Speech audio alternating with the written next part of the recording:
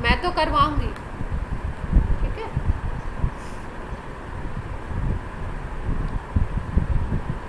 ये आवाज़ किस चीज़ की है?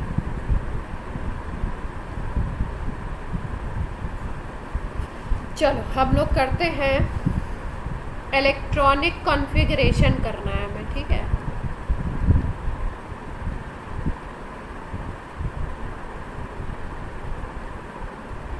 स्लाइड शेयर नहीं हुआ है।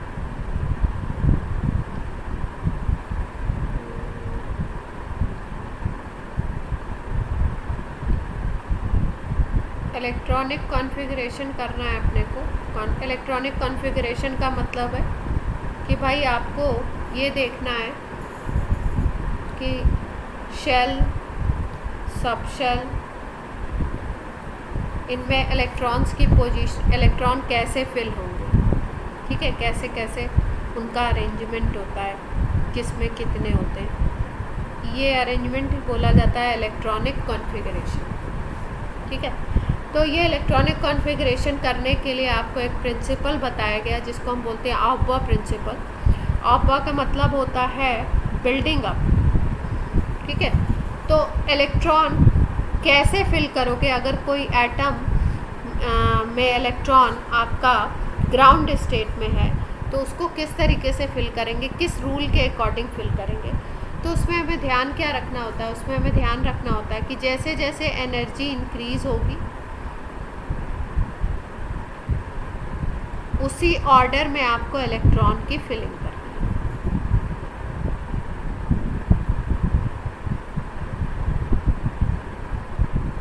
ठीक।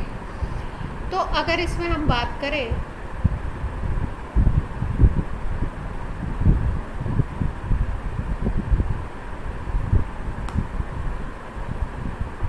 मल्टी इलेक्ट्रॉन सिस्टम की, मल्टी इलेक्ट्रॉन सिस्टम का मतलब number of electron more than one हो गया।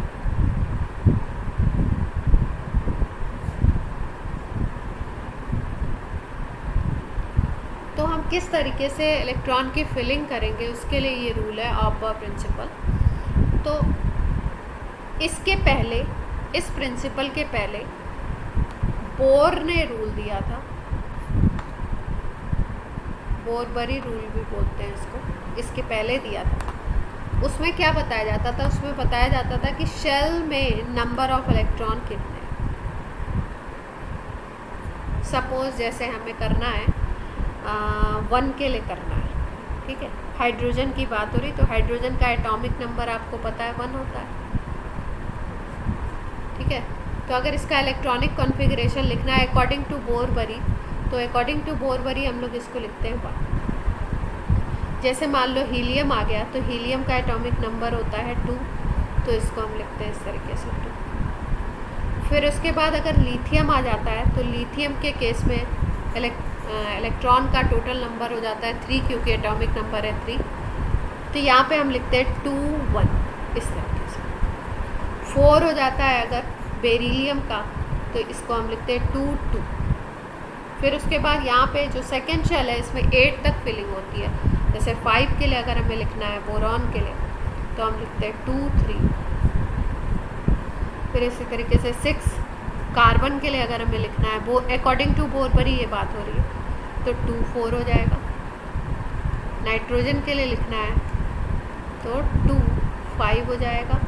फिर ऑक्सीजन का 8 होता है एटॉमिक नंबर। सबको आवाज़ क्लियर है? ये जो कॉन्फ़िगरेशन हम लिखते हैं, ये लिखते हैं अकॉर्डिंग टू बोरबरी, और ये हमें छोटी क्लासेस में 8th 9th में सिखाया जाता है, ठीक है। अगर हम 8 की बात करें तो 8 कौन था? ऑक्सीजन का। एटॉमिक नंबर 8 होता है ऑक्सीजन का, 9 होता है फ्लोरीन का। 30 तक आप याद कर लीजिए। तो ये आ गया 2 7, और लास्ट में ये आ गया नियॉन का अगर करना है तो 2 8। अब जब सेकेंड शेल में 8 फिल हो जाते हैं, तो फिर उसके बाद हम थर्ड शेल की बारी आती है, सोडियम को फिल करना है तो 2 8। ऐसे मैग्नीशियम को फिल करना है तो मैग्नीशियम का 12 होता है, तो 2 8 2। टोटल देख पा रहे हो आप 12 है। तो ये है बोरबरी रूल के अकॉर्डिंग। अब हमको अगर सब शेल में फिलिंग करनी है तो सब शेल जैसे ही बात हुई वैसे ही इसका मतलब हमें SPDF में फिल करना है। तो SPDF में कैसे कैसे फिल करते हैं वो बताता है कौन, वो बताता है आपका APOP। आप इस प्रिंसिपल के अकॉर्डिंग देखिए कैसे कैसे हम फिल कर सकते हैं।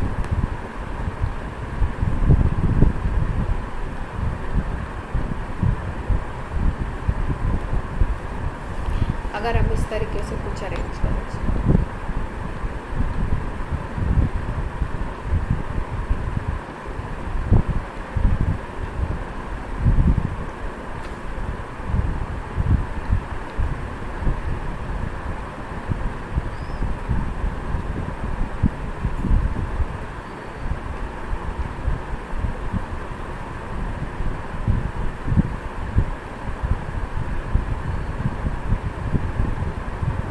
और यहाँ पे आ जाएगा नीचे 7 पीस।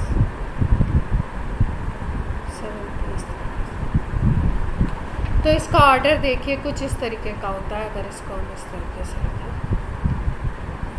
ये जो एक लाइन में होते हैं इनको ऐसे बना लेते हैं। ये ऑर्डर आपको याद करना पड़ेगा।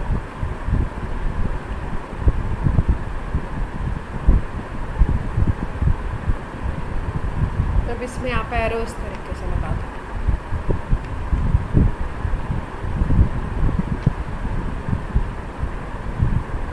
तो देखो ये क्या शो करता है, ये शो क्या कर रहा है, ये शो ये कर रहा है कि इलेक्ट्रॉन कैसे भरे जाएंगे। सबसे पहले तुम भरोगे 1s में, फिर उसके बाद सेकंड नंबर आएगा आपका 2s का, फिर उसके बाद थर्ड नंबर पे आएंगे 2p में, फिर आएंगे 3s पे, फिर आएंगे हम लोग 3d पे, 3p पे, फिर हम भरेंगे 3p के बाद 3d ना लेकर के हम 4s लेते हैं। 4s की एनर्जी कम होती है 3d से। फिर उसके बाद फिर से 3d पे आप, फिर 4p, फिर 5s, फिर 4d। इस तरीके से हमें इलेक्ट्रॉन की फिलिंग करनी है। ये एरो यहाँ से इसको ज्वाइन करता हुआ इधर। इस तरीके से हमें इलेक्ट्रॉन की फिलिंग करनी है, ठीक है। और ये ऑर्डर किसका, ये एनर्जी का इंक्रीजिंग ऑर्डर है।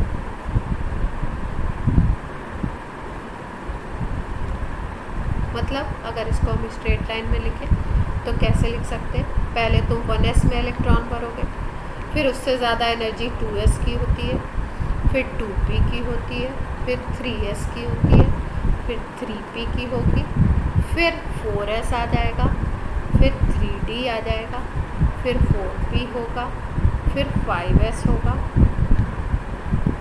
फिर 4d होगा, फिर 5p, फिर 6s, फिर 4f, फिर 5d, फिर 6p, फिर उसके बाद 7s। इससे ज़्यादा अपने को काम नहीं आता है, इतने में अपनी बात बन जाएगी, ठीक है। तो ये ऑर्डर आपको याद होना चाहिए।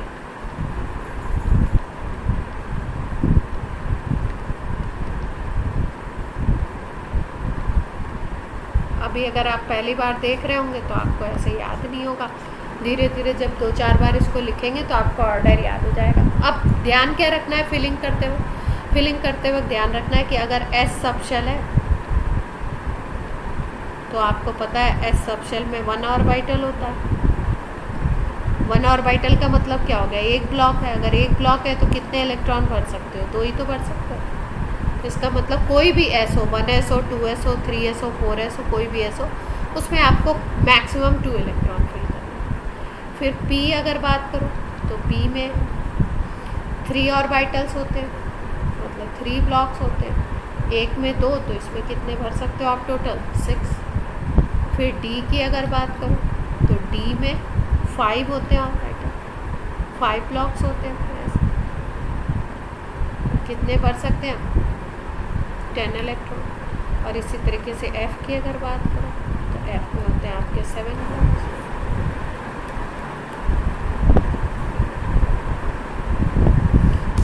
ब्लॉक्स में आप 14 इलेक्ट्रॉन मैक्सिमम भर सकते हो, ठीक है। इतने से अपनी बात बन जाएगी, अपने को GH पे नहीं जाना पड़ता, इतने से काम हो जाता है, ठीक है।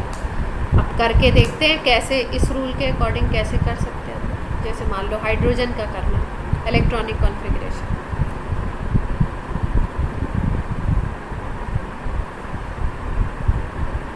सबको आवाज़ क्लियर है? किसी को कोई प्रॉब्लम तो नहीं?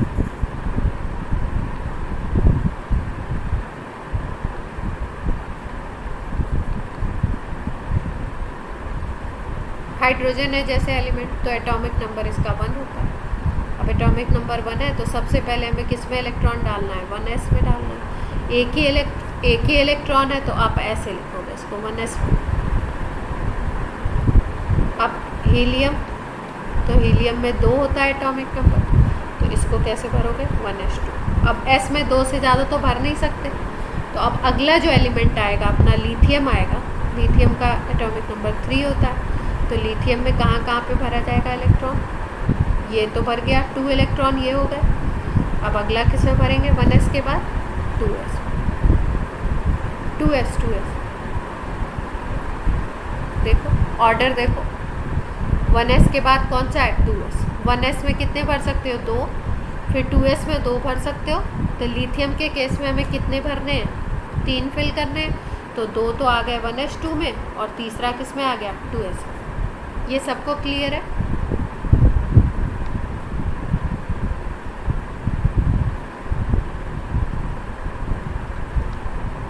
फिर उसके बाद लिथियम के बाद अब कौन आ जाएगा? एटॉमिक नंबर 4 पे आता है बेरिलियम।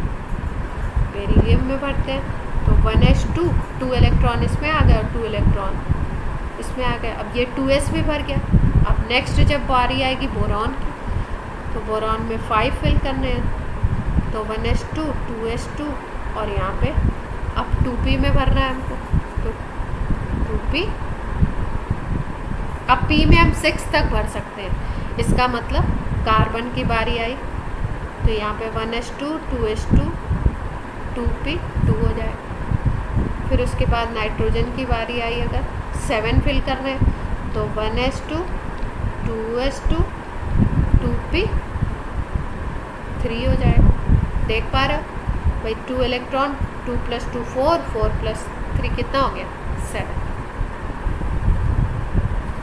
ऐसे ही अगर हम बात करें ऑक्सीजन की, तो एटॉमिक नंबर 8 होता है ऑक्सीजन का, तो 1s2, 2s2, 2p, 4, एक एक इलेक्ट्रॉन इंक्रीज होता जाएगा। फिर फ्लोरीन की बात करो तो 9 होता है एटॉमिक, 1s2, 2s2, 2p, 5। और इसको केवल देख के नहीं समझना है, इसको जब मैं बता दूंगी, आपको पढ़ा दूंगी, उसके बाद आपको लिख लिख के प्रैक्टिस करनी है। अप टू 50 तक तो करी। फिर फ्लोरीन की बात हो गई। अब नियॉन की बात है। नियॉन में 10 इलेक्ट्रॉन होते हैं, तो भाई यहाँ तक 9 हो गए थे। अब इसमें p में आप 6 भर सकते हो टोटल, तो एक और भर सकते हैं हम लोग, ऑप्शन है अपने पास, क्योंकि p में कितना भरते हैं? 6 फिल करते हैं, तो ये 10 हो गए। आयुष क्लियर हो रहा है कैसे फिलिंग हो रही है?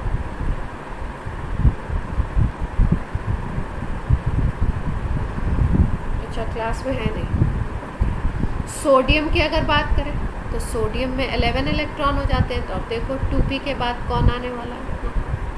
2p के बाद किसका नंबर है? 3s का है, तो 3s में 2 भर सकते हैं। तो हमें 1 इंक्रीज़ करना है भाई, यहाँ से 10 से 1 ही तो बढ़ाना है, तो ये तो सेम रहेगा इतना। अब यहाँ पे क्या आ जाएगा? 3s1 आ जाएगा। फिर अगर हम लोग मैग्नीशियम की बात करें, तो मैग्नीशियम का क्या होगा? 12,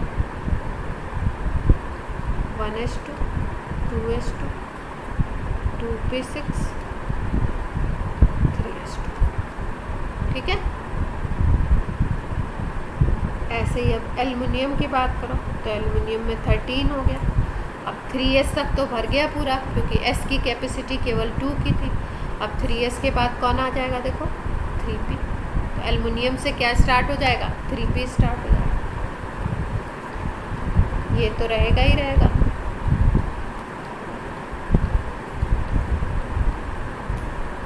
अब फिर आप 6 तक जा सकते हो। एल्युमिनियम 13 है, तो फिर उसके बाद 5 और जा सकते हो आप। जैसे अगर हम बात करें,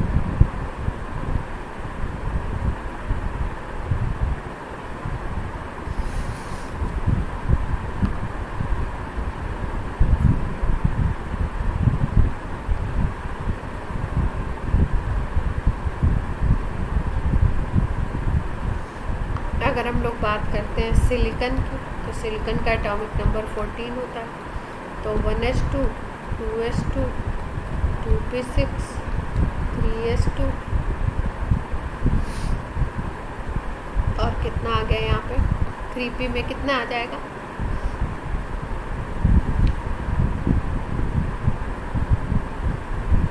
3p2 आएगा ना। देखो लास्ट वाले में कितना था, 3p1 था एल्युमिनियम में, तो सिलिकॉन में कितना आ गया 3p2। 14 भरने हैं ना, देखो 2 + 2 4, 4 + 6 8 10 हो गया, और 10 + 2 क्या हो गया 12, और 12 + 2 14। फिर उसके बाद फॉस्फोरस आ गया आपका 15। अब यहाँ ये तो सब सेम है, एक एक इंक्रीज करते जाओ, यहाँ पे 3p3 हो जाएगा। फिर उसके बाद सल्फ़र आ गया, सल्फ़र का 16 होता है, तो एक और इंक्रीज करेगा। p में हम लोग 6 तक भर सकते हैं, तो अभी तो 4 हुआ। अब सल्फ़र के बाद आ गया क्लोरीन, 17 होता है atomic number.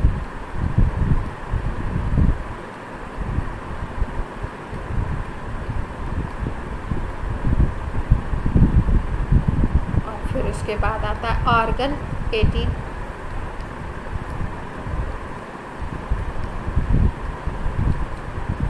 p6 3s2 3p3। अब p कंप्लीट हो गया, 3p6 हो गया।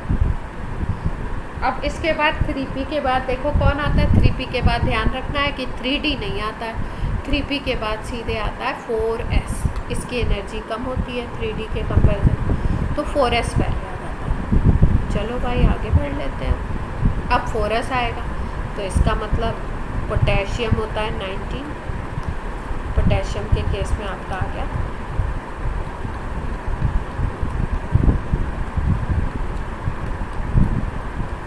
4s1। अब अगर हम बात करें कैल्शियम की, कैल्शियम 20 होता है, तो इसमें क्या आ जाएगा 4s2 आ जाएगा।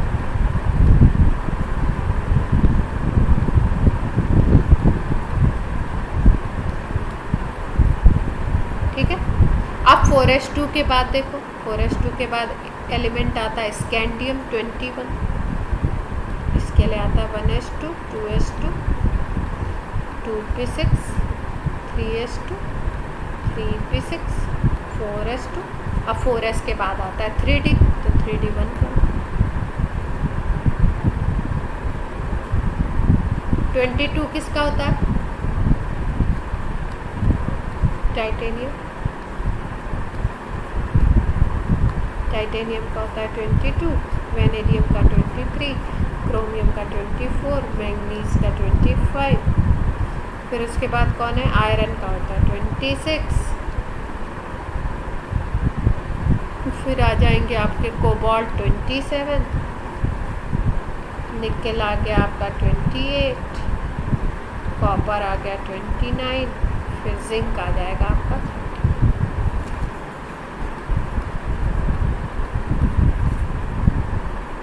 कर लेते हैं सबका। अभी लास्ट तक कहाँ तक आ गए थे हम लोग, 3d1 तक आ गए थे, 4s2 3d1 तक।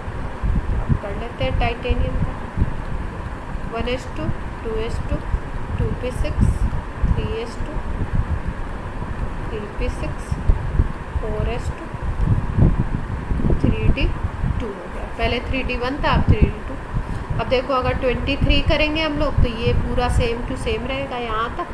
यहाँ पे क्या आ जाएगा 3d3 आ जाएगा।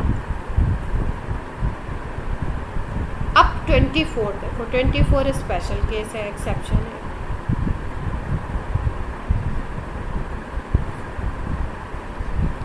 एलेवेंथ के लेवल पे 24 और 29 पूछा जाता है, एक्सेप्शन है। क्या एक्सेप्शन है बता।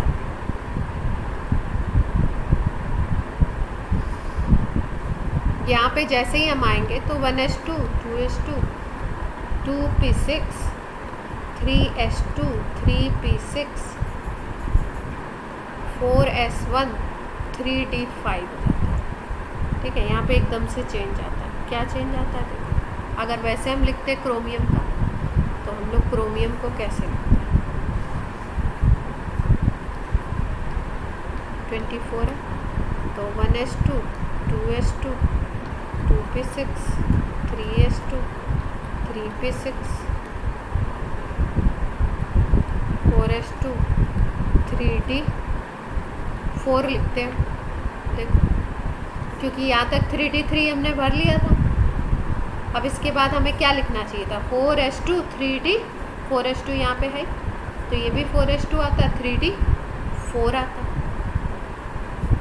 ठीक है, नॉर्मल रूल से हम लोग करते तो यही आता। अब यहाँ पे देखो क्या कॉन्सेप्ट लगता है, कभी भी देखो कोई चीज़ अगर फुलफिल्ड हो या हाफ फिल्ड, उसकी स्टेबिलिटी ज़्यादा हो जाती है पार्शियल फील्ड से। अब ये fulfilled, partial field, half field, ये क्या है? देखो जैसे कोई भी ऑर्बिटल हमने ले लिया, सपोज डी की बात करें तो डी में मैक्सिमम कितना भर सकते हो तुम? 10 भर सकते हो इलेक्ट्रॉन। डी ऑर्बिटल अगर ले लें, सारे डी सबशेल ले लें तो उसमें 5 ऑर्बिटल्स होते हैं तो कितना भर सकते हो आप? 10 भर सकते हो मैक्सिमम। तो इसका मतलब अगर ये पूरा फिल होगा तो 10 इलेक्ट्रॉन होंगे। अब एक टर्म मैंने बोला हाफ फील्ड, हाफ फील्ड का क्या मतलब होगा? हाफ फील्ड भी स्टेबल होता है। हाफ फील्ड का मतलब होगा कि उसमें 5 इलेक्ट्रॉन कर दो आप, 10 का हाफ 5 ही तो होता है। और पार्शियल फील्ड का मतलब होता है कि ना फुल है और ना ही हाफ है। इसका मतलब कितना हो सकता है? 1 हो सकता है, 2 हो सकता है, 3 हो सकता है, 4 हो सकता है, 6 हो सकता है, 7 8 9। इस तरीके से अगर डी में इलेक्ट्रॉन है तो इसको हम बोलेंगे पार्शियल फील्ड। क्लियर हुई बात? तो ऐसा देखा जाता है कि जो हाफ फील्ड ऑर्बिटल है या फुल फील्ड ऑर्बिटल है उसकी स्टेबिलिटी ज़्यादा होती है पार्शियल फील्ड के कंपैरिजन। ठीक है, तो इसी वजह से क्रोमियम का ये जो कॉन्फ़िगरेशन था जिसमें 4s2 और 3d4 आना चाहिए था, वहाँ पे क्या चेंज आता है अपना? 4s2 को अगर देखो तो ये तो फुल फील्ड था,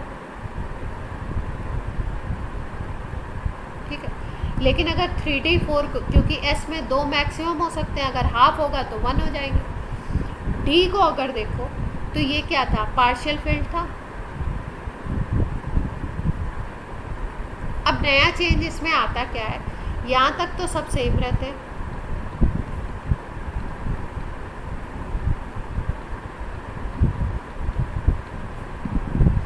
यहाँ पे क्या हो जाता है? ये हो जाता है 4s1 और ये हो जाता है, इसका एक इलेक्ट्रॉन इधर चला जाता है 3d5। इससे फ़ायदा क्या होता है?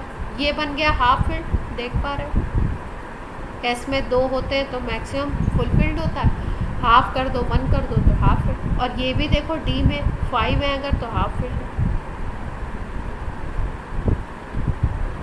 तो पहले केवल ये स्टेबल था, ये अनस्टेबल था, अब ये क्या हो गया? ये भी स्टेबल बन गया और ये भी स्टेबल।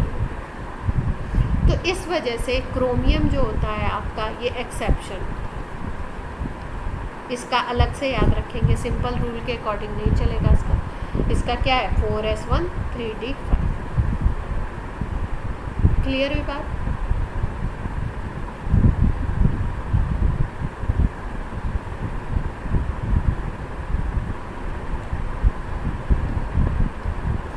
अब अगर हम लोग बात करते हैं क्रोमियम तक, तो ये आ गया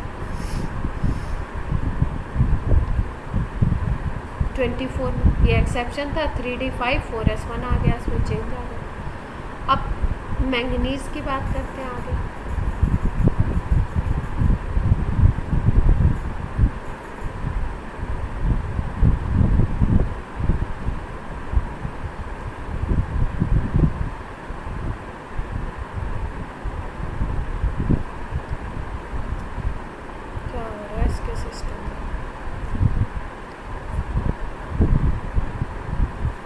क्रोमियम तक कर लिया हम लोगों ने। अब इसके बाद हम किसका कर रहे हैं? मैंगनीज। मैंगनीज है आपका 25, क्रोमियम था 20, 24 का हमने किया 1s2 2s2 2p6 3s2 3p6 4s1 3d5 ये किया। अब एक इलेक्ट्रॉन और इंक्रीज़ करना है, 24 से 25 करना है, तो अब क्या करें, अब ये वाला जो है ना इसको फुलफिल कर देंगे, बाकी सब तो वैसे ही रहेंगे। एक इलेक्ट्रॉन बढ़ाना है आपको, तो अब ये हाफ फील्ड है, इसको फुल फील्ड कर देते हैं पहले 4s2, और ये ऐसे ही 3d5। फिर आयरन पे आ जाते हैं, आयरन 26 है, इसके लिए अब ये तो पूरा भर गया, अब इसमें इंक्रीज़ करेंगे, ये बाकी सब सेम यहाँ तक। अब यहाँ पे आ जाएगा 3d6। फिर अगर हम बात करें कोबाल्ट की, तो कोबाल्ट का होता है एटॉमिक नंबर 27, तो एक और इंक्रीज़ करना है, तो बाकी सब सेम होगा यहाँ तक, ये पूरा ऐसे ही होगा, और यहाँ पे क्या आ जाएगा 3d6। फिर निकल की बात कर लो 28, तो बाकी सब सेम, यहाँ पे क्या आ गया 3d8। ठीक है, 26 से याद रखेंगे 6, यहाँ पे 3d6, 27 से 3d7, 28 से 3d8, और 3d5 दो में होता है, मैंगनीज़ में भी होता है, और मैंगनीज़ में तो बाई रूल है, और क्रोमियम में क्योंकि एक्सेप्शन है। फिर उसके बाद हम आ गए कॉपर। अब कॉपर में भी देखो ऐसी ही बात होगी, ये तो सेम चल रहा है 2s2 2p6 3s2 3p6 4s2 3d9, ऐसे होना चाहिए था आइडियली तो। ठीक है, ये भी एक्सेप्शन है, क्यों होना तो चाहिए था ये, लेकिन होता नहीं है। ये क्या होता है, इसका एक इलेक्ट्रॉन इधर चला जाएगा,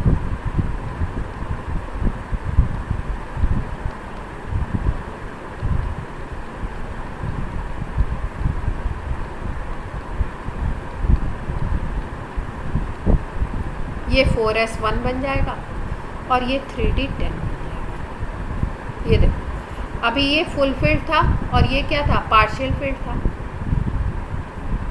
ये फुल था और ये पार्शियल। अब क्या किया हमने, इसको हाफ कर दिया, हाफ फील्ड, और इसको क्या कर दिया, फुल फील्ड।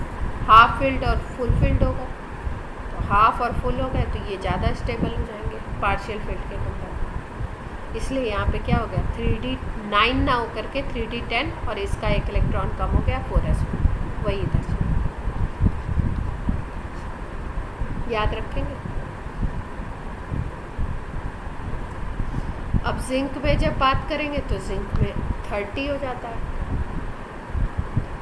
तो 29 तक था 1s2 2s2 2p6 3s2 3p6 4s2। अब यहाँ पे 3d10 पहले ही हो गया था, और आपका यहाँ पे 4s1 था, तो यहाँ पे हमने 4s2, इसमें क्या था 4s1 3d10, तो ये तो पूरा फिल है। अब 4s1 हाफ फील्ड है, तो इसको फुल फील्ड कर देंगे, जैसे ही 30 आपको लेना है वैसे ही आप क्या करोगे 4s2। क्लियर है, ठीक। अब आपको करना क्या है, अब आपको आपकी एनसीईआरटी में दिए हुए होंगे अप टू 50 कम से कम आपको करके देखने हैं, सीखने, ठीक है। और इसमें भी कौन कौन से एक्सेप्शन है, उसमें जहाँ पे भी एक्सेप्शन होगा वहाँ पे स्टार बना हुआ होगा उसमें, हाँ रीज़न है, अभी रीज़न बताएंगे।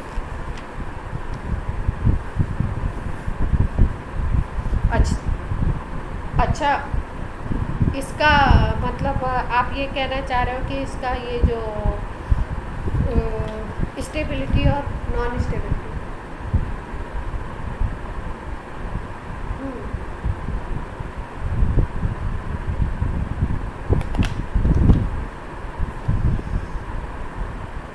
अभी बताएंगे इसका रीज़न, ठीक है। दो रीज़न है जिसको डिस्कस करेंगे, बताऊंगी ना, बता तो रही हूँ। हाँ, वो मैग्नेटिक फील्ड में इनका इफ़ेक्ट होता है, मैग्नेटिक फील्ड में स्प्लिटिंग होती है और भी चीज़ें होती हैं। हाँ, एक्सचेंज एनर्जी है, कई चीज़ें हैं इसमें, उनको बताऊँ। तो यहाँ तक 50 तक आपको सीख लेना है, ठीक है। अभी जैसे देखो, अभी जो एग्ज़ाम हुआ था इसमें इन्होंने कहाँ का पूछ लिया था, इन्होंने पूछ लिया था एचओ का पूछा था। एचओ का होता है आपका शायद, एचओ में इलेक्ट्रॉन के बारे में कोई इन्फॉर्मेशन पूछनी थी। तो उसमें अब ये क्वेश्चन ऐसा हो गया कि अगर एचओ तक एटॉमिक नंबर बच्चे को याद है तब तो उस क्वेश्चन को वो कर लेगा, नहीं तो क्या हो जाएगा मामला। जैसे अभी आया था क्वेश्चन आपका,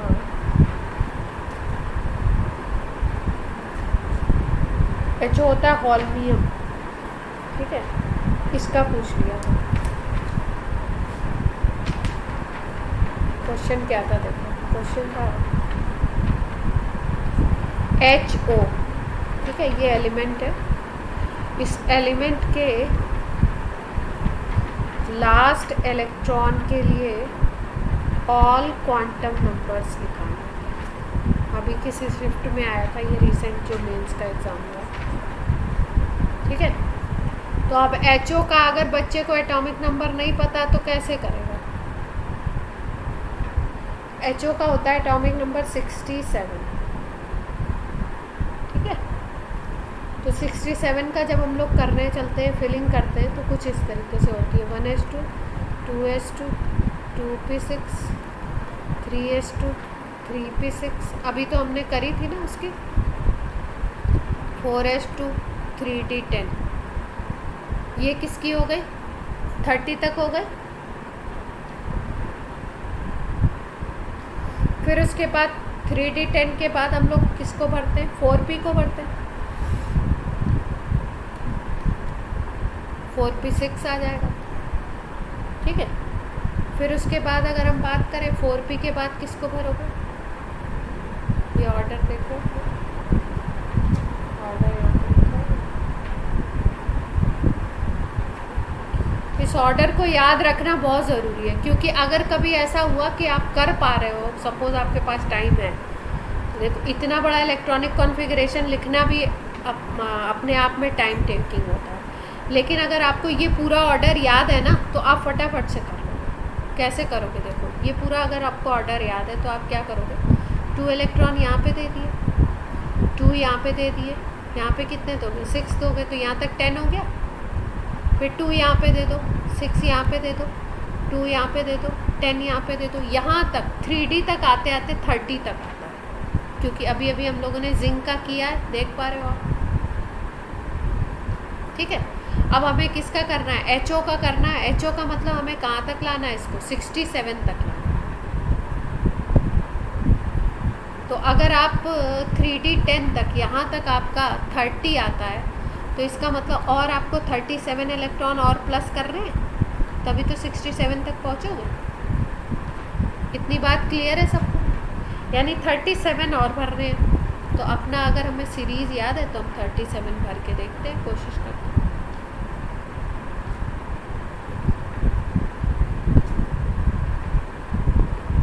तो देखो अब यहाँ 10 भर दिए हमने, अब यहाँ 6 भरोगे, फिर यहाँ कितने भरोगे, 2, फिर ये 4D में कितने भरोगे आप, 10,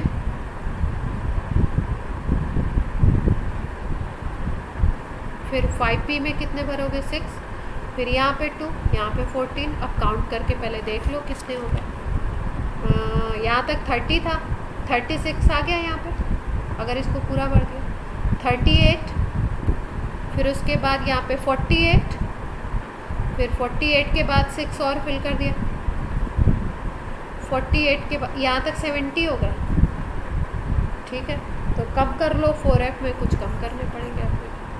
यहाँ तक अगर 70 है तो 67 करने के लिए 3 इलेक्ट्रॉन्स कम कर दो।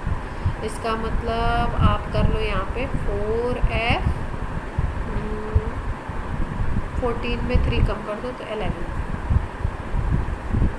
यहाँ तक बन जाए,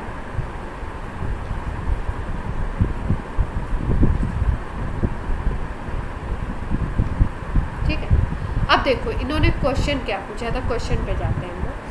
क्वेश्चन इन्होंने पूछा था कि लास्ट जो इलेक्ट्रॉन है ना उसके लिए आपको फिल करना है N L M S इन सब की वैल्यू बतानी है, ठीक है। तो लास्ट इलेक्ट्रॉन अगर हम फिलिंग के हिसाब से देखते हैं, ठीक है, तो फिलिंग के हिसाब से हमें कौन सा दिख रहा है, 4f11 वाला दिख रहा है, 4f11 में जो लास्ट है, ठीक है। लेकिन जब भी अगर कभी लास्ट इलेक्ट्रॉन पूछा जाता है ना, तो लास्ट इलेक्ट्रॉन में हम लोग देखते हैं आउटर शेल। क्वेश्चन समझ रहे हो, लास्ट में हमें क्या देखना पड़ेगा, आउटर शेल।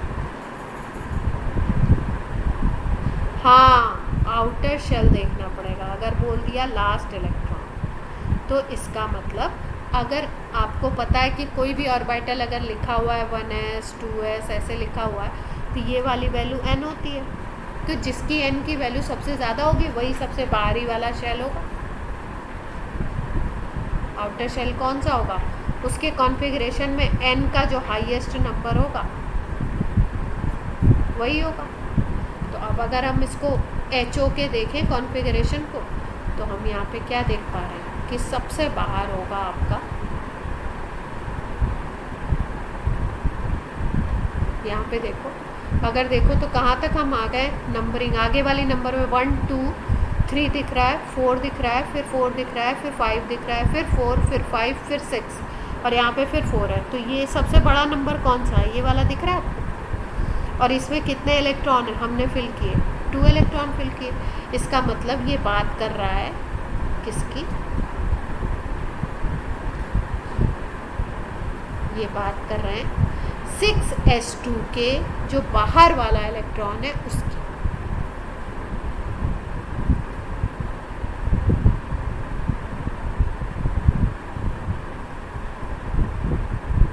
आउटर इलेक्ट्रॉन का मतलब 6s2 में 2 इलेक्ट्रॉन है, तो इसमें जो लास्ट वाला भरोगे उसके लिए इसकी बात हो रही है।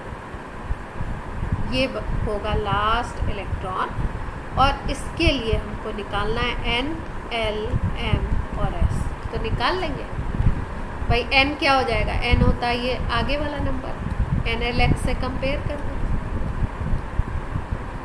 N हो गया आपका 6, L क्या हो गया S और S के लिए L होता है 0। अब अगर L 0 है तो M क्या होगा 0, M 0, L अगर 0 है तो M 0 होता है हमेशा। और वैसे भी आपको देख के पता लग रहा है कि S है, S का मतलब एक ही ब्लॉक होगा, जब एक ब्लॉक होता है तो M की वैल्यू 0 होती है। 2 इलेक्ट्रॉन भरने हैं, लास्ट वाले इलेक्ट्रॉन के लिए S की वैल्यू क्या होगी, -12। आउटर इलेक्ट्रॉन की लास्ट इलेक्ट्रॉन की बात हो रही है।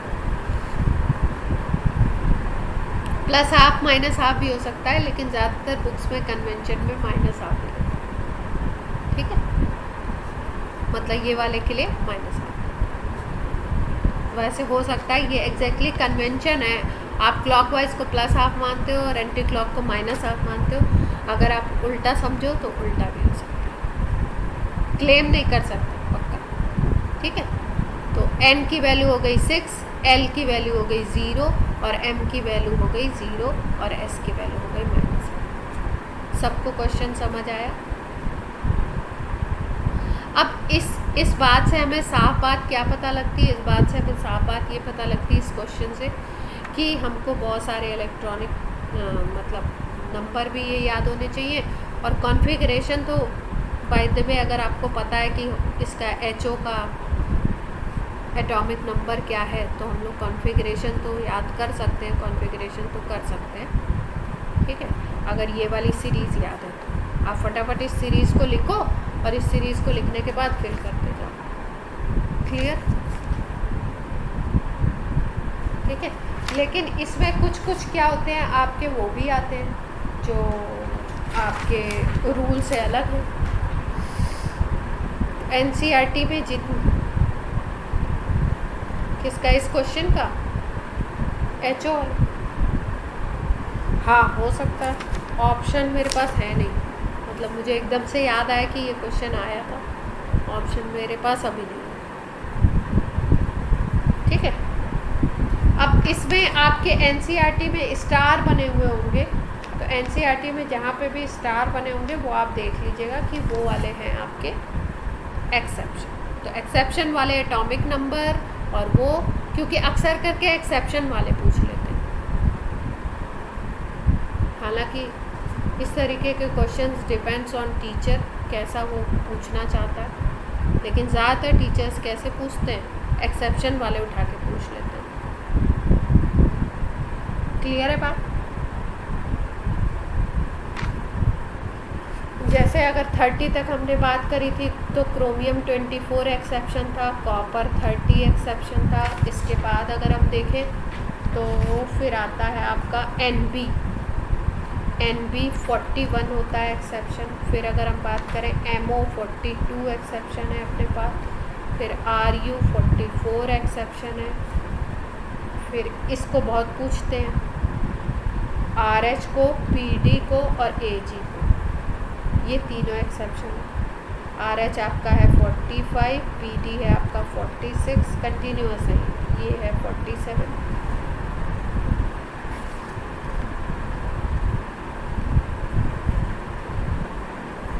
कॉपर का 29, ये जिंक का लिख दिया।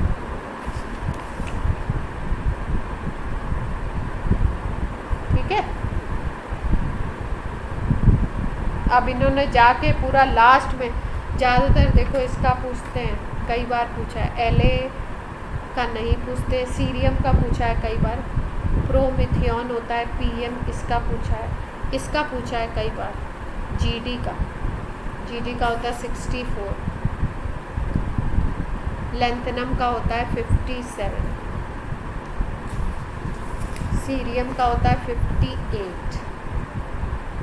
तो ये कम से कम जो एक्सेप्शन है ना, उनके आपको कॉन्फ़िगरेशन और वो याद कर रखने होंगे।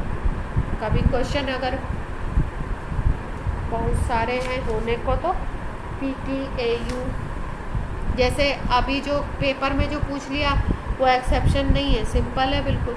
लेकिन अगर एटॉमिक नंबर नहीं याद होगा तो गड़बड़ हो जाएगी। तो ये ज़्यादातर बच्चों ने गलत ही किया होगा, क्योंकि इतने लंबे तक या तो ऑप्शन एलिमिनेशन से निकाल ले बच्चा, और नहीं तो इतने दूर तक बच्चों को याद ही नहीं रहता। जैसे PT है, AU है, ये सब एक्सेप्शन है भाई। ये कॉइनेज मेटल है, कॉइन्स बनते हैं इनसे, प्लेटिनम है, एल्यूमिनियम, ज्वेलरी वाले मेटल्स हैं ना, ये सारे आपके एक्सेप्शन।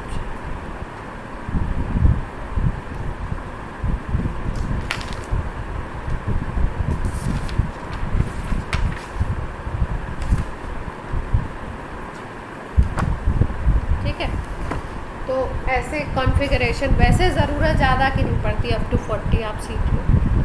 अब क्यों इन्होंने इतने बड़े वाले का दे दिया और वो भी एक्सेप्शन का नहीं दिया, बच्चे एक्सेप्शन का कर लेते हैं। बाकी तो ऐसे पेपर में 1-2 क्वेश्चन ऐसे दे ही देता है कि जिसमें क्या होता है कि आपका लक फैक्टर काम। क्लियर है बात यहाँ तक की? इलेक्ट्रॉनिक कॉन्फ़िगरेशन कर लेंगे ऐसे। अच्छा, कभी कभी किसी क्वेश्चन में देखो कॉन्फ़िगरेशन ऐसे लिखते हैं, इसको भी लिखने का एक तरीका होता है। जैसे किसी क्वेश्चन में आपको थोड़ा सा ऐसे घुमाना है तो ऐसे भी लिखते हैं।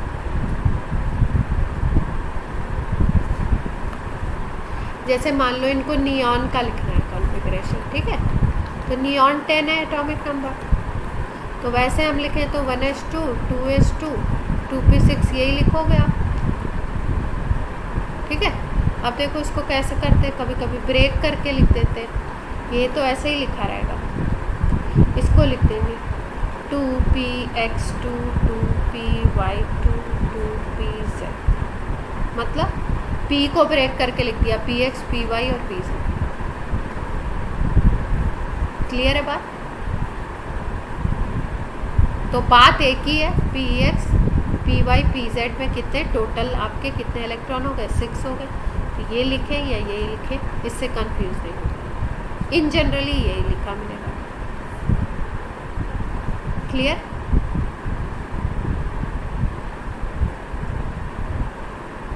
अब नेक्स्ट देखो, जैसे कभी कभी NCERT का फेवरेट क्वेश्चन है ये, मतलब स्कूल लेवल क्या करते हैं, आपको किसी एलिमेंट का ऐसे लिख दिया, जैसे ऐसे नियॉन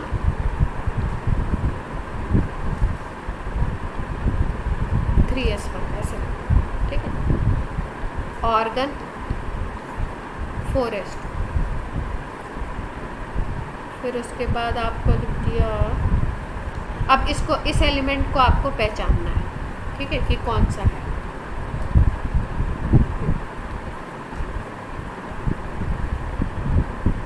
तो इसमें क्या करते हैं, आपका एक तो एलिमेंट लिख दिया और आधा कॉन्फ़िगरेशन लिख दिया ऐसे करके। तो अब नियॉन का एटॉमिक नंबर आपको पता है कितना होगा, 10 होगा, तो इसमें 10 इलेक्ट्रॉन होंगे। और ये 3s1 में कितने इलेक्ट्रॉन आपको दिख रहे हैं, 1 दिख रहे हैं, तो यानी टोटल इलेक्ट्रॉन कितने हो गए, 11 हो गए। अब 11 इलेक्ट्रॉन किस में होते हैं, सोडियम का एटॉमिक नंबर 11 होता है। तो इसका मतलब ये एलिमेंट कौन सा हो गया, सोडियम। समझ आई बात। ऑर्गन का होता है 18, तो यहाँ पे 4s2 है तो 2 इलेक्ट्रॉन है, तो ऐड कर दिया 20, तो कैल्शियम हो। कर लेंगे ऐसे आइडेंटिफाई, ठीक है। जो भी एलिमेंट लिखा है उसका एटॉमिक नंबर आपको पता होना चाहिए, ठीक है। ज़्यादातर क्या करते हैं, इसी को लिखते हैं, मतलब जो अपनी ये वाला ग्रुप होता है ना, जैसे पीरियोडिक टेबल में अभी हम लोग ग्रुप याद करेंगे, तो ये होता है group 18, inert gases, noble gases. कौन कौन सी होती है मालूम है, helium, neon, argon, krypton, xenon, radon, ठीक है। याद रखेंगे इनको ऐसे। कैसे याद रखते हैं, हरभजन, नेहरा, अगरकर,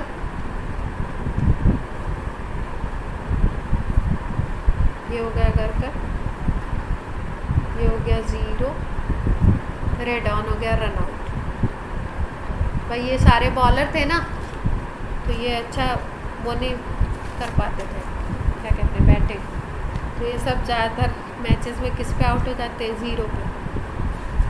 तो कैसे याद रखोगे, Harbhajan, Nehra, Agarkar, zero, run out, helium, neon, Agarkar में आ गया आर्गन एंड क्रिप्टन, और ज़ीरो में आप याद रखेंगे एक्सी, ज़ीनॉन और रेडॉन, ठीक है। ये कई बच्चों को याद भी होगा, जिनको नहीं याद होगा। ऐसे करके हम लोग कई सारे एलिमेंट्स को ऐसे याद करें, ठीक है। और इसमें आपका एटॉमिक नंबर भी याद रखना है, इसका 2 होता है। नियॉन की अगर बात करो तो 10 होता है, इसका 18 होता है, क्रिप्टन का 36 होता है, फिर ज़ीनॉन का इसका शायद 54 होता है, और इसका शायद 86। अब आप बोलोगे ये इतने क्यों याद कर रहे हैं, इसका बहुत काम आता है। अभी पीरियोडिक टेबल वाला जो चैप्टर पढ़ेंगे ना, उसमें बहुत। हाँ, एलिमेंट के पोजीशन को प्रेडिक्ट करने में काम आता है, ग्रुप बताने में काम आता है, ब्लॉक बताने में काम आता है, पीरियड बताने में काम आता है।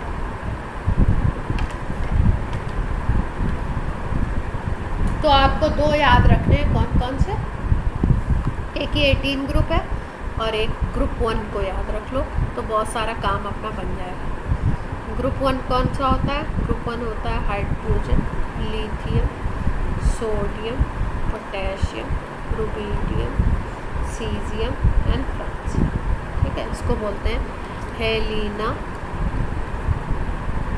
ये हो गया हेलिना की रब से फरियाद,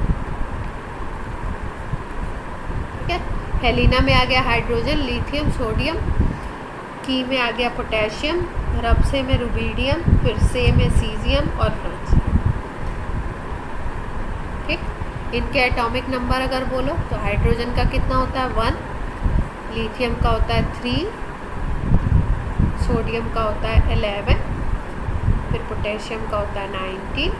अब कैसे, अगर इसका याद है या इसका याद है तो आप कर सकते हो, इसका अगर याद है तो आप इसको बता सकते हो, इसमें एक एक इंक्रीज़ करते जाओ तो इसका आता जाएगा। हाइड्रोजन का 1 है, हीलियम का 2, लिथियम का 3 है।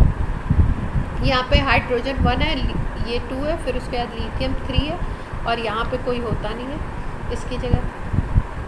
सोडियम की बात करो तो 11 है, फिर उसके बाद आपका पोटेशियम का यहाँ पे 18 से 19 आ गया, फिर उसके बाद यहाँ 36 है, तो रुबीडियम का कितना आ जाएगा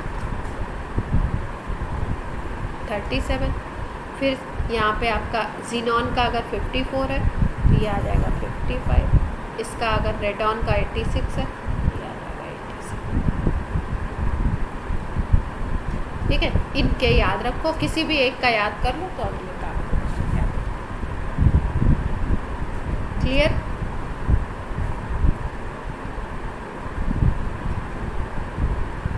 अभी ऐसे करके हम लोग बहुत सारे याद करेंगे 3rd चैप्टर में। कुछ बच्चों को 10th में याद करवा दिया जाता है, जिनको नहीं याद है वो। तो हमने पढ़ा इलेक्ट्रॉनिक कॉन्फ़िगरेशन अकॉर्डिंग टू आर्पर प्रिंसिपल, वो कर लिया अब हम लोगों ने। अब हम लोग करेंगे एक और प्रिंसिपल, फिर छोटी छोटी 1-2 और करेंगे। अब इसको अप टू 50-60 तक तुम लोग प्रैक्टिस करके देखना। और बेसिक लाइन क्या है, बेसिक ये है कि जो वो लाइन बताइए जिसमें हम लोग कॉन्फ़िगरेशन कर रहे हैं, अगर आपको कॉन्फ़िगरेशन करना नहीं भी आ रहा है तो आप 40 तक एटॉमिक नंबर कम से कम लर्न कर लो, एक्सेप्शन वाले के एटॉमिक नंबर और कौन सा एलिमेंट है वो, और जो आपकी लाइन है कॉन्फ़िगरेशन करने की कि कौन से के बाद कौन सा आएगा उसको करो, तो अपना बात बन जाएगा। बाकी थोड़ी तो किस्मत होती है, जैसे कि HO आ गया तो अब HO जिसको याद होगा वो कर लेगा, जिसको नहीं याद होगा इन जनरली नहीं आता ऐसे। फिर उसके नेक्स्ट है आपका होन्स रूल ऑफ मैक्सिमम मल्टीप्लिसिटी। इसका क्या मतलब है, इसका मतलब ये है कि जैसे हम बात करते हैं डीजेनरेट ऑर्बिटल्स की, तो डीजेनरेट में क्या बताया था, डीजेनरेट में ये बताया कि ऐसे ऑर्बिटल्स जिनकी एनर्जी सेम होती है उनको डीजेनरेट बोलते हैं। जैसे P की बात करो तो P में 3 थे, Px था, Py था, Pz था, इनकी सबकी एनर्जी सेम होती है। D की बात करो तो D में कितने होते हैं, 5 होते हैं। dxy था, dyz था, dxz था, और आपका dx² - y² और dz², 5 थे। ऐसे ही F में बात करोगे तो F में 7 होते हैं। ठीक है, ये सब डी जनरेट होते हैं। तो हुंड्स ने क्या बोला, हुंड्स ने बोला कि जब भी आप इलेक्ट्रॉन की फिलिंग करोगे तो इलेक्ट्रॉन फिलिंग में आपको हमेशा क्या ध्यान रखना है कि जितने भी डीजेनरेट ऑर्बिटल्स हैं पहले उनको एक एक करो, फिर उसके बाद आप डबलिंग तब स्टार्ट करो। जैसे अगर मान लो कहीं पे क्या होता है, कहीं मान लो कि कहीं पे कोई प्रॉब्लम हो गई, जैसे ये था ना, ये कौन सा हुआ था, कैलाश मानसरोवर वाला, ठीक है। तो अब कहीं पे मान लो इस तरीके की प्रॉब्लम क्रिएट हो गई है। अब वहाँ पे जो लोग हैं, यहाँ पे बहुत सारी भीड़ बैठी हुई है, भूख लगी हुई है, इनको खाना नहीं है, 2 दिन से खाना नहीं खाया, ठीक है। तो गवर्नमेंट क्या करती है, ऊपर से हेलीकॉप्टर के थ्रू इनको खाना वगैरह ये सब प्रोवाइड करती है, पैकेट्स, ठीक। तो ऊपर से ये फेंकती है, तो एक दो चार लोग तो फूड को यहाँ पे देते हैं आपका, और 2-4 लोग ऐसे होते हैं जो यहाँ पे बैठ के अनाउंस करते रहते हैं। अनाउंस करने का क्या मतलब है, देखो जब सभी भूखे यहाँ पे बैठे हैं तो क्या होगा, कोई ऐसा भी हो सकता है कि 1 पैकेट की जगह 10 पैकेट इकट्ठा करना चाहे, तो पहले एक बंदा अनाउंस करता रहता है। वो क्या बोलता है कि पहले आप 1-1, 2-2 बेसिक ले लो, ठीक है, फिर उसके बाद जब और बचता है तो हम डबलिंग भी कर देंगे, ठीक है। ऐसा नहीं कि पता चला कि 25 लोग बैठे हुए हैं और हमारे पास 50 मान लो 45 पैकेट्स हैं, तो क्या हुआ कि एक बंदे ने मान लो 10 ले लिया, किसी ने 7 ले लिया, किसी ने 8 ले लिया, तो बाकी वालों को मिलेगा क्या, नहीं मिल पाएगा ना।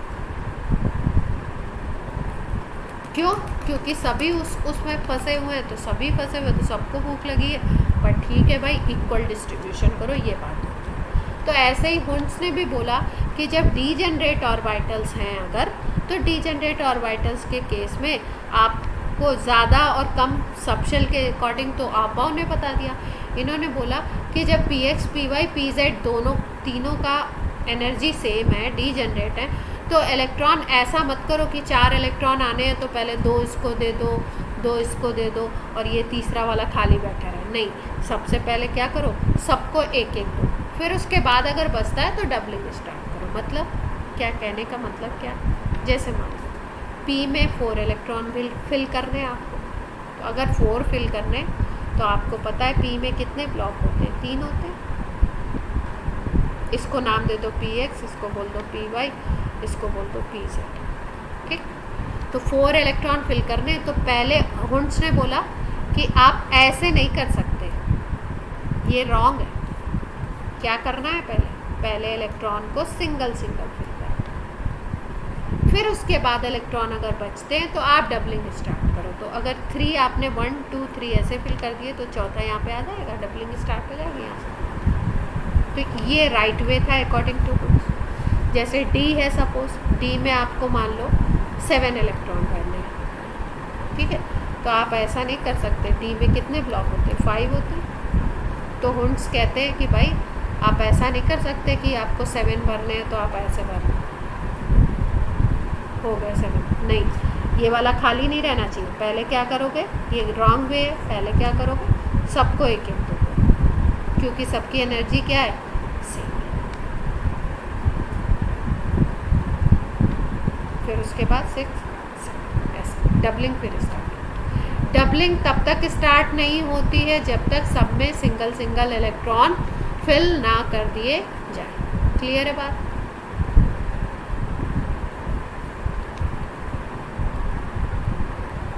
ये राइट वे है, ये क्या है, रॉन्ग वे है।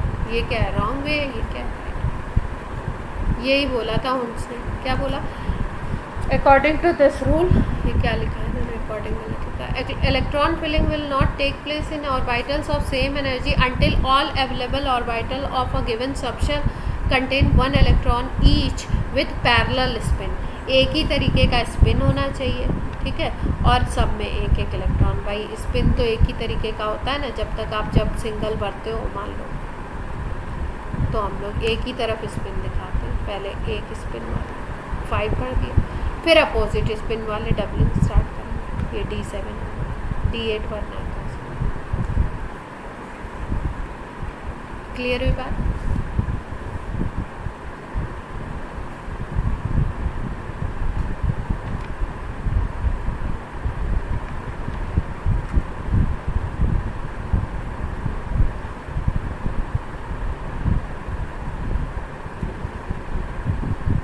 अब हमने पढ़ा आबाउ प्रिंसिपल पढ़ा और हमने पढ़ा हुंड्स रूल पढ़ा, ठीक है। अब इसके बाद देखो, कभी कभी ऐसा होता है, एक और रूल है, इसको बोलते हैं n+l। ये रूल क्या कहता है कि इलेक्ट्रॉन अगर आप फिल कर रहे हो तो n+l वैल्यू को देखना पड़ता है। किस ऑर्बिटल के लिए n+l वैल्यू क्या है, और इसके इंक्रीजिंग ऑर्डर में हमको फिल करने होते हैं इलेक्ट्रॉन, ठीक है। कभी कभी आपको ऐसा मिलेगा n+l वैल्यू का इंक्रीजिंग ऑर्डर देखना, और उसके अकॉर्डिंग आपको इलेक्ट्रॉन फिल करना है, ठीक है। जैसे मान लो आपका किसी ऑर्बिटल में दिया हुआ है n=3 दिया हुआ है और l=1 दिया हुआ है, ठीक है। तो यहाँ पे अगर देखो तो n+l क्या आ गया, 3 + 1 कितना आ गया, 4 आ गया। और कोई ऑर्बिटल मान लो ऐसे दिया हुआ है n=2 और l=0, तो अगर आप देखो तो n+l कितना आ जाएगा, यहाँ पे 2 + 0 2 आ जाएगा। तो n+l किसके लिए छोटा है, ये वाला छोटा है, अगर इन दोनों को कंपैरिजन दिया हुआ, और ये वाला बड़ा है, तो इसकी एनर्जी क्या होगी, ज़्यादा होगी, और इसकी एनर्जी क्या होगी, कम होगी। तो पहले किसको फिल करोगे, इसको फिल करोगे, और बाद में किसको फिल करोगे, उसको, ठीक है। अब देखो ये कुल मिला के है आबाउ प्रिंसिपल ही अलग तरीके से बोला गया। n इज इक्वल टू 3 है, मतलब ये ऑर्बिटल कौन सा है, 3। और l इज इक्वल टू अगर आपका 1 है तो l इज इक्वल टू 1 किसके लिए आता है, p के लिए आता है क्या? ये बात समझ आई? n 3 है और l 1 है, तो ऑर्बिटल कौन सा हुआ, p हुआ, 3p सबशेल।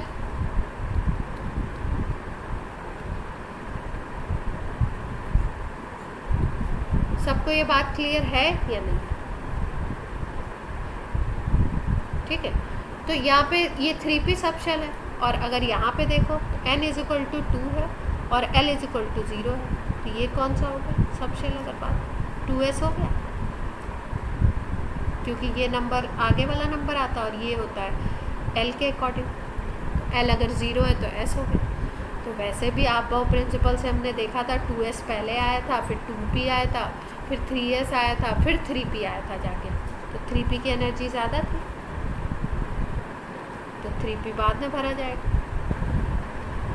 पहले इलेक्ट्रॉन किस में डालेंगे हम, 2s में, फिर किस में डालेंगे। ठीक, अब n+l वैल्यू भी एक तरीके से अगर ये बात करो तो ये भी आप बहु प्रिंसिपल के अकॉर्डिंग ही आएगी, अगर कोई भी क्वेश्चन इस तरीके का दिया हो। बस क्वेश्चन में कहाँ पे चेंज कहाँ पे आता है, कभी कभी ऐसा होता है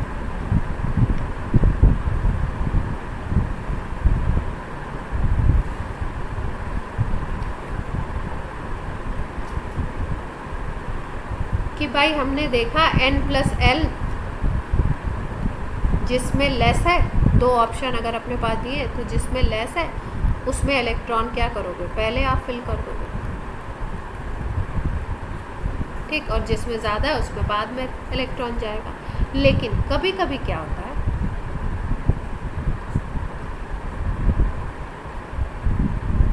दो ऑप्शंस ऐसे दिए हुए जिसमें n+l सेम आ रहा है, तब किस में फिल करो? तब हमको देखना पड़ता है जिसमें n की वैल्यू ज़्यादा होगी।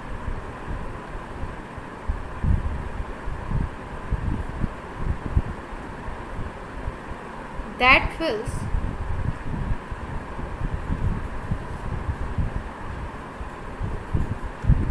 in second order।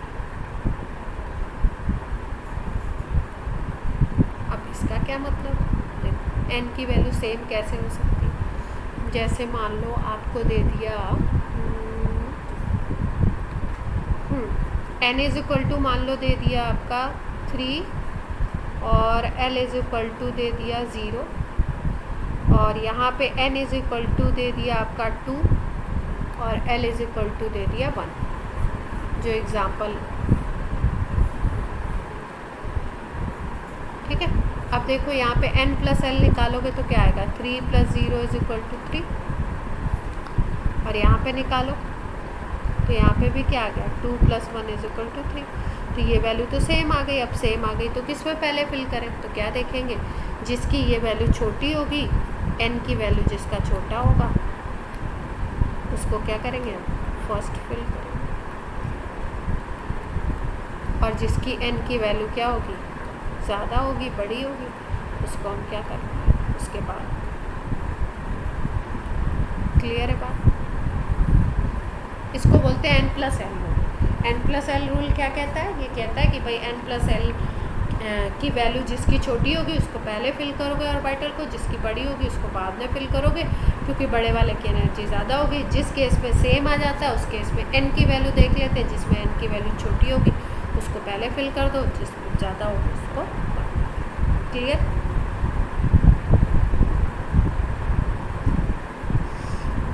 तो आज की क्लास का आपका होमवर्क है कि आप atomic number up to 30 learn करो और कॉन्फ़िगरेशन लर्न करने की कोशिश करो। ठीक है, जो मैंने बताए हैं कहाँ तक, लगभग कोशिश करो कि 40 तक तो लिखना सीख जाओ, सीक्वेंस सीखो, और जो एक्सेप्शन है उनमें सीखो। ठीक है, चलो बच्चों, बाय।